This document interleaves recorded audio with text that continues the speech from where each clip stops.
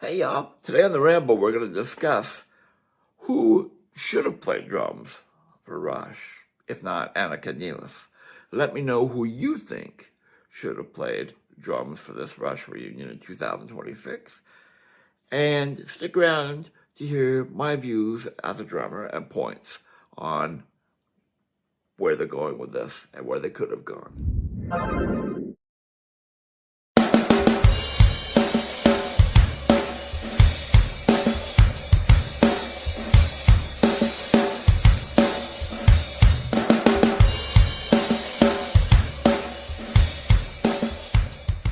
Hey folks, welcome to the Gamble Rumble vlog.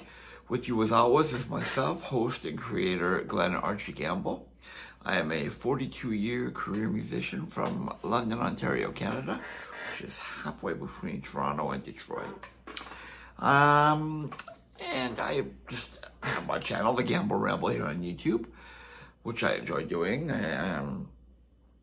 Aside from music, and I do discuss music and my career and rock and roll and pop culture and books and movies and things like that, and art of the type that I enjoy. So I welcome you. If you are here for the first time, welcome. If you're a return subscriber or patron, welcome back. And regardless of your status here, if I could ask you before we start things, please subscribe. It's free and it does me the world of good. So it's 4:45 in the morning here in London, Ontario, Canada, on Thursday, September 9th. And I'm up early because my mind has been racing. I'm taking my cat to the vet in a couple of short hours to have the snip. So I haven't been able to sleep with being worried about him and feeling a little guilty about getting it done in the first place. Ultimately, it's for his own good, so. But anyway, I digress, as I tend to do. 1 minute and 33 seconds in, I've already digressed. I'm just explaining to you why it is that I'm up this early. I just couldn't sleep, my mind's whirling. And I thought, you know what, there's a vlog I want to do. Because a couple of days ago, I did one about the crazy, unexpected announcement that the rock band Rush made that they are going back on tour in 2026 with German drummer Annika Nealis. I called her Annika Niles in the last video, and I apologize. The last video I did about this, my defense, I saw her name pronounced that way in an American drum company video. But apparently it's Nealis, which is kind of ironic, as someone pointed out in my comment section of the last video. And I did do a video about the fact that they're back together to tour, and maybe more, with this incredible drummer. Video, I'll put the link in the description. The video is Rush is back together and Some Are Angry is the name of it, something like that. And the link will be in the description, as I said, if you want to watch it. But it's already had over, almost 4,000 views in only a short couple of days, which for a small channel like mine is amazing. Now, with regards to today's video, this one you're watching, the title, Who Should Play Drums for Rush? Well, let's start out by stating the obvious. Of course, only Alex Lifeson and Geddy Lee can dictate who should play drums for Rush. We can talk about it, which we're about to do, and, that's great, but ultimately, at the end of the day, there's, two people that have the right to make that decision. That said, I was really surprised by the reaction to two things. First of all, being the fact that they agreed to and announced that they're getting together with a drummer and touring. The reaction has been overwhelmingly positive. Now, there have been some sour grapes I've seen, and I just touched on this in the other video, but overwhelmingly, fans are just glad to see them come back. And like most things, Rush I think they did this right. They waited a long enough period of mourning. And I don't even think it was deliberate. I just think that Geddy and Alex are smart and good people. They realized they missed playing with each other, and they missed Rush. And I think a respectful enough amount of time was adhered to for grieving. Let me know what you think in the comments about this. And apparently Neil's family, his wife and daughter, his widow and daughter, give 100% support to this, so that's great. And the other thing that caused a lot of discussion was the choice of drummer. Now, if you're not familiar with Annika, Annika is German or Swiss descent. I've seen both. I think she's of German descent, or she lives in Germany anyway. 40-year-old, amazing drummer. Now, drummers like myself, which is what I am. I consider myself a musician, but drums are what I play primarily. She is well known. Like, we all think she's a monster, badass player. I consider her one of the best players in the world. She's such an innovative. She's got chops galore, but she's got an incredible, unique feel. You watch the footage of her playing with Jeff Beck, and it'll blow your mind. Like, she's musical as well. But we'll dig into that in a second. I can see why Alex and Getty chose her. And as I said, I touched on it in the other video if you want to know more about that. And again, the link is in the description. So, but I've seen a lot of people posting, not only in my, again, getting over almost 4,000 views rather, on a small channel like mine, which only has 2,300 subscribers or whatever. That's a lot of views in 2 days for a small channel like mine. So first of all, I thank you. And it shows me the passion of Rush fans. And a lot of comments have been made about Annika, first of all. Rightly, wrongly, mostly rightly. I think that they made a good choice. And other comments about who people think should have gotten the job rather than her. So that's what I want to talk about today. Being a drummer, I think I'm able to maybe give some insight that you might not have had as a music fan or music lover. And you don't have to agree with me. Again, at the end of the day, this is all just opinion, isn't it? So let's start off with the obvious, I'll say like the obvious choices and the ones I've seen people be most vocal about. The first one is going to be, and this is a bit controversial, is Mike Portnoy for Dream Theater. Okay. And I think that he is brought up the most because he's very vocal about his love for Neil Peart. And in fact, there's clips online. I'll insert something here quickly. Neil Peart was my guy. Through all my teenage years, I became the biggest Rush fanatic, learning all of Neil's parts. The intro to Lakeside Park.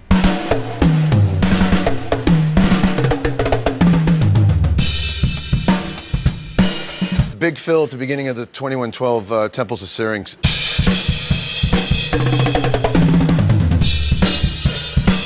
Of course you know this one.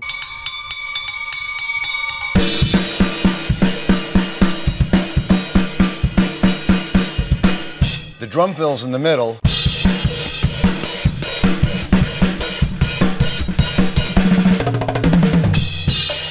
And the big one.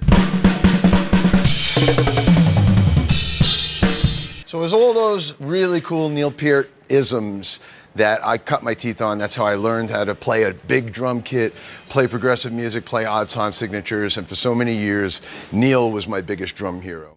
Clips online of him playing his licks, his favorite Neil Peart licks, his favorite Rush songs. And, I'm treading lightly here because I don't care for Mike Portnoy's drumming. Now, before you start typing jealous and bullshit like that, hear me out. I will be the first to acknowledge that he's 1,000 times the drummer I am. Technique-wise, he's got chops that I'll never be able to attain, and I have no desire to, right? We should be straightforward from the top here, and I'll let you know I love playing music. I like playing 4/4, straightforward driving rock and roll music. It's my wheelhouse, and it's what I love. I never had the desire, nor the patience or the, the skill set to play prog rock drumming. But here's the thing, with Mike Portnoy, I don't think he has the right feel or finesse and dynamics to play with Rush. When I watch him play the songs, it's like a heavy metal drummer playing Rush covers. Is what it sounds like. A guy, I hate to say it, but a guy like a New Jersey garage who can play, but doesn't fully quite grasp what Rush music is all about. And,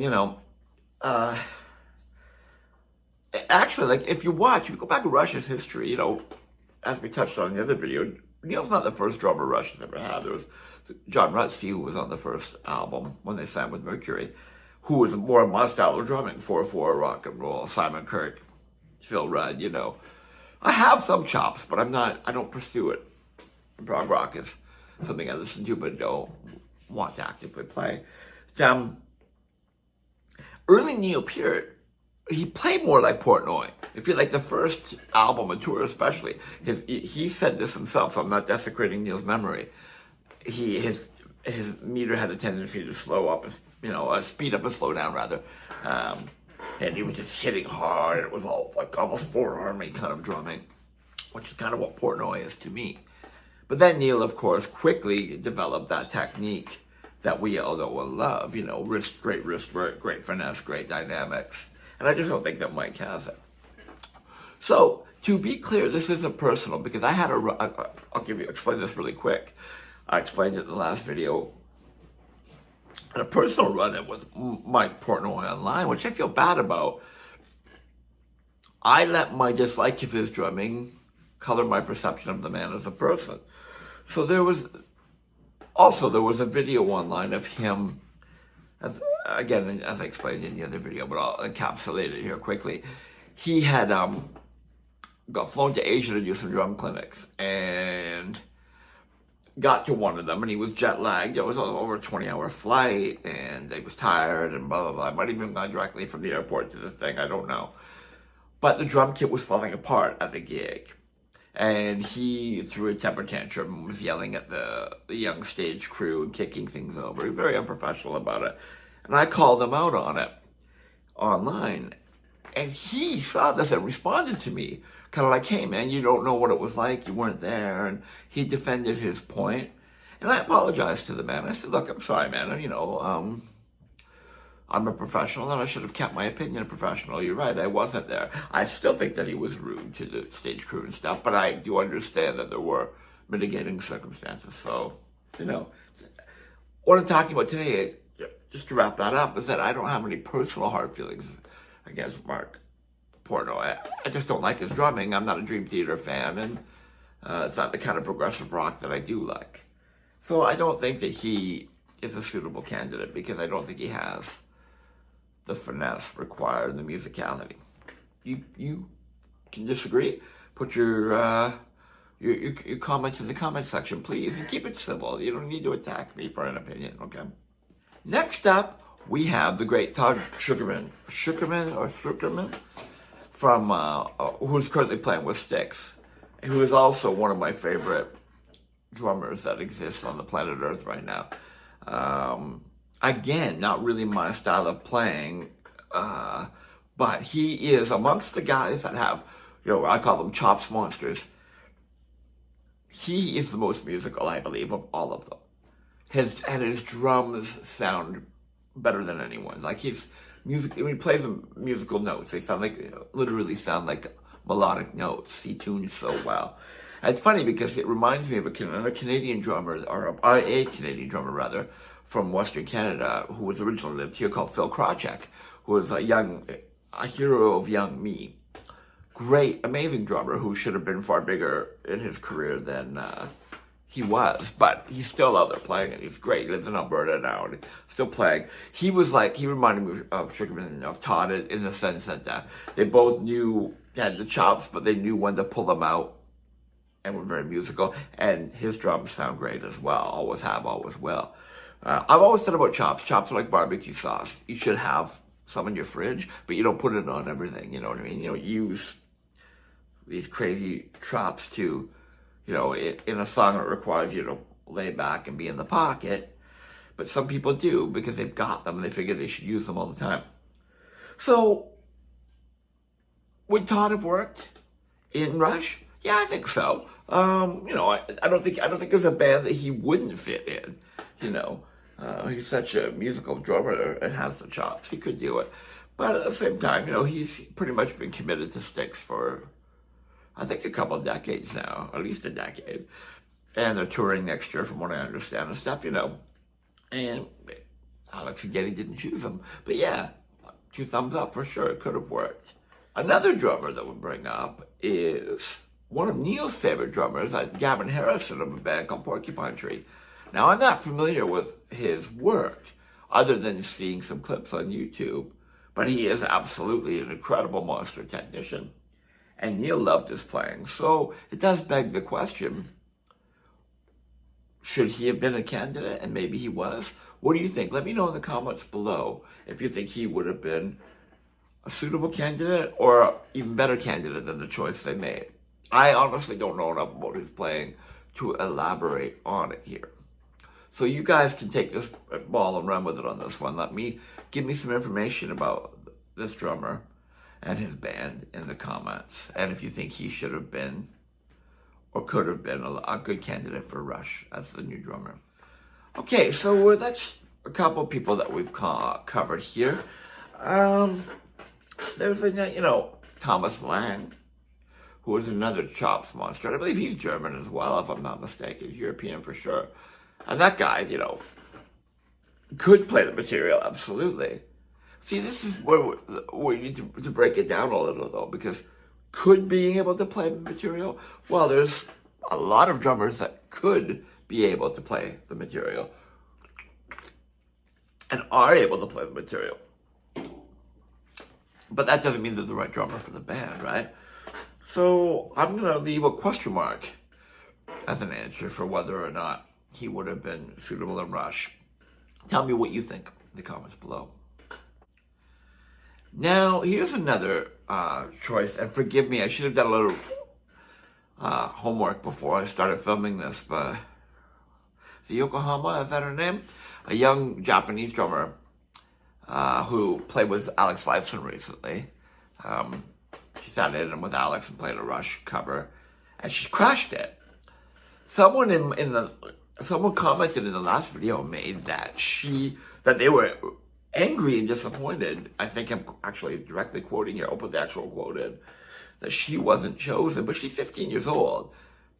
Japanese, not that, before you jump to being a keyboard warrior, nothing to do with her ethnicity. I'm talking about cultural differences. She's a 15-year-old girl from Japan. I'm not sure how good of English she speaks. I know nothing about her, other than I'm seeing her play, and she's incredible. But the fit culturally, in terms of age and lifestyle, just, nothing to do with her being a female. Annika's female, but Annika's also 40, she's settled into adulthood. So I personally don't think that would have been a good choice. I think that was a case of someone who was a fan of her, wanting to see the best for her, thinking that she should have got the gig. And here's a doozy of a choice, and one I think might have worked just as well as Annika, and in some ways better, but let's talk about it before we draw a conclusion. Danny Carey from Tool. I mean, again, Tool is a little more progressive than the type of music I usually listen to, but I do recognize that they're all incredible musicians, and Danny is a monster drummer. And there's precedent. If you watched that clip, I'll put a little bit of it in here, and I hope I don't get a copyright strike, of him playing with YYZ.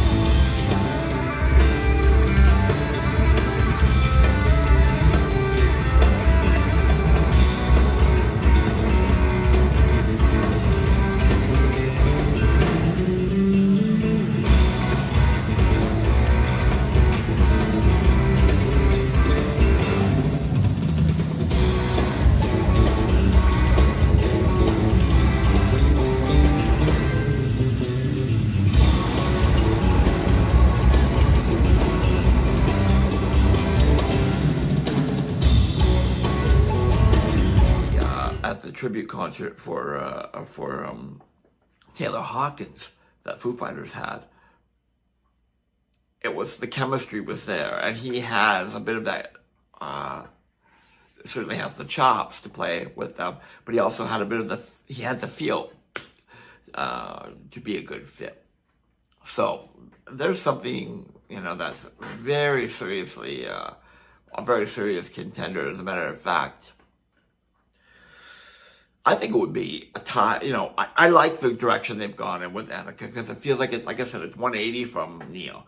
It's a whole new thing. A young woman, fresh energy, fresh approach. It's going to give them a kick in the ass and inject some new blood into things.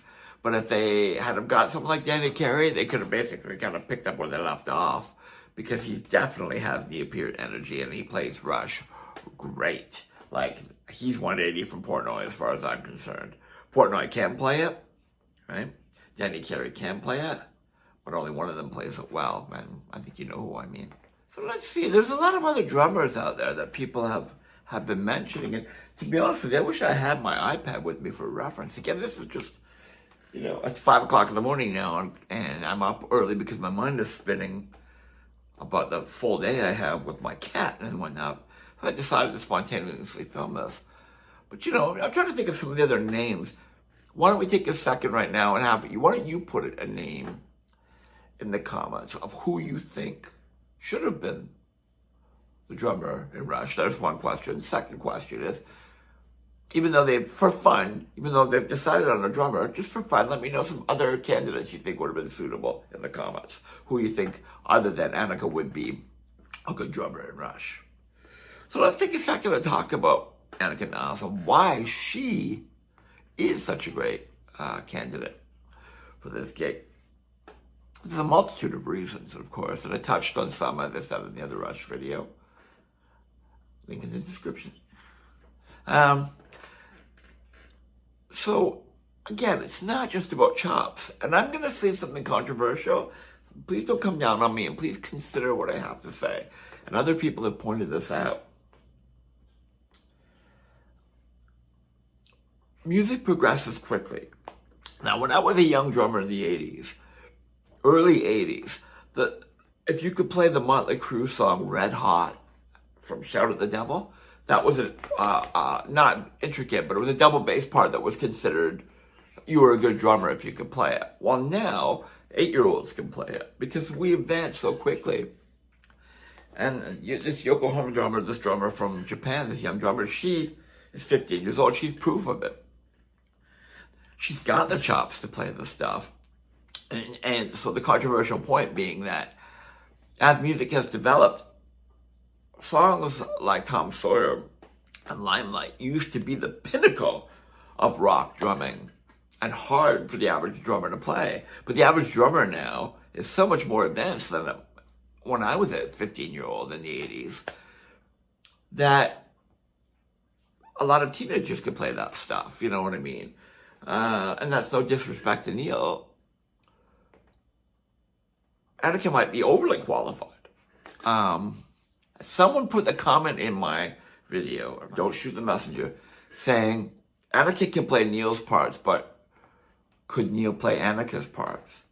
And I have to admit that is a question that made me think, because she's very advanced. And again, this is something to do with Neil. As music progresses and as chops progresses, kids are getting faster and faster, and she's young enough that she's of the next generation after Neil to develop speed, technique. She's university trained as well, right? So she's, why she's so good is not just because she can play this stuff, and maybe even in some cases better than Neil in terms of technique. She also has a really great feel. She's very musical. Watch her playing with Jeff Beck. If I can find a suitable clip, I'll put the link in the description for you to watch, because listen to her. Jeff plays rock, fusion rock music, but she manages to make it interesting for musicians like myself and drummers like myself, but still sound like music, because that's where someone like Portnoy, in my opinion, doesn't have that. Don't Shoot the Messenger. So, yeah, I think she was the perfect choice. And let's touch on one last thing in closing, because we're at 20 minutes here. I honestly believe that the choice of her was, and I put emphasis on the word her, was deliberate, because, and this is funny that some people have called it a woke leftist Marxist choice. What? Yeah, okay, right, because that's what Rush are like. Free will, motherfucker. Anyway, I won't say it. You know what I was going to say. So, I think given the list of drummers that are as long as my arm of, people in their 40s, 50s, 60s, contemporaries of Neil's and of Alex and Geddy that could do the gig, I think Alex and Geddy wanted to stay away from that, the cliche, and I think they also wanted to keep a space between Neil's memory and what Neil was and what they move on to in the next chapter. In other words, none of those men of an age, legacy drummers, and go with a young woman who she's 40, but that's still young compared to Alex and Geddy, who are in their 70s, right? Who has the chops, feel, and is professional enough to do it. And didn't it cause a shock? A good shock. The response has been incredible. What a great time we live in that people are open-minded enough. Because I guarantee you right now, in the 80s, this would have been, like, God forbid Neil had passed in the 90s, let's say, and they replaced him with a female drummer. It would not have gone down as well as it is now. We do live in a woke society in terms of we've changed and become more open-minded to things. And thank God we have, So I don't think it was at the top of their priorities to choose a female drummer. But I think they looked at the list of candidates, saw her play, and went, yeah, not only is she great, there's the added bonus of the fact that this completely turns at 180 from Neil Peart. And it feels like a fresh new thing. And I think they did a great job. And it was a great choice. Hey, thanks very much for tuning in today, folks. I really appreciate you taking the time to, tune in, give me minutes out of your busy life. It is much appreciated. And if, let me know what you think in the comments section. Even if you don't agree with me, I want to learn from you. Because as I said about this, I'm not a super hardcore Rush fan, but they've been in my life all my life, basically, since I was a kid. We grew up an hour from them. I remember hearing about Rush when they played high schools in my hometown. My two older brothers might have even gone to see them. I don't remember. But we knew about them from the first album. And the bars, like the Gasworks, before they were even signed. They've always been part of my life, and I love their music. But I'm not a super hardcore fan. So let me, you super hardcore Rush fans, the Rush Backstage Army, let me know what you think in the comments. And I thank you again for tuning in. If you want to support the channel, please, it's very easy. Just subscribe. It costs nothing, and it really, really helps me. You can like, you can comment, you can share. You can also put a super thanks in, which is a small financial donation that helps me keep things moving forward. And on that note, you can also join my Patreon, which is $5 Canadian a month, $3 American. And I put content on there that I don't share on YouTube, Facebook, Instagram, or any other social media. And once again, the link will be in the description. So thank you so much for tuning in. I'm looking so forward to seeing what Rush has in store for us in 2026. And they just added more dates, by the way. The response has been so incredible that they've added there's 4 Toronto shows now instead of the regular announced 2. And in multiple cities, they're putting in multiple shows. This is going to be amazing. See you next time. Thanks a lot.